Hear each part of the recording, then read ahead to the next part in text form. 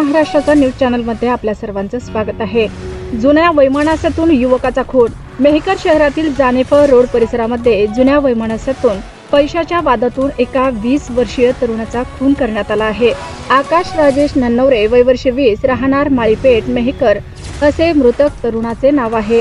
काल 27 मार्चच्या रात्री 10 वाजेच्या सुमारास मेहकर जानेफळ रोडवरील सैलानी बाबाच्या छलाव्याच्या मागे आकाश नन्नवरे यांची दगडाने ठेचून हत्या करण्यात आली।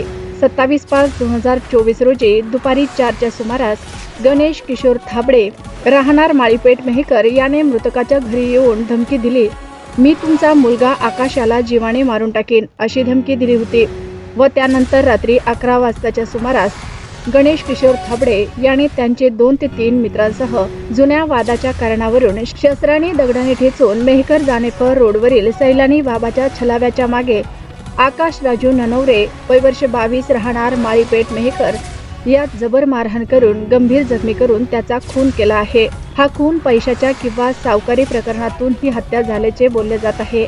घटनेची माहिती मिळताच उपविभागीय पोलीस अधिकारी प्रभारी कदम मॅडम मेहकर, ठाणेदार राजेश शिंगटे व संपूर्ण पोलीस स्टाफ घटनास्थळावरून जाऊन संपूर्ण घटनास्थळाची पाहणी करून आरोपीचा शोध घेत आहे। फिर्यादी राजू नामदेव नन्नवरे वय वर्ष 65 यांच्या फिर्यादीवरून आरोपी गणेश किशोर थाबडे राहणार माळीपेठ मेहकर गुन्हा रजिस्टर नंबर 347/24 कलम 302/506 34 भादवी कलमानुसार गुन्हा दाखल करण्यात आला आहे। आरोपीचा शोध पोलीस घेत आहेत।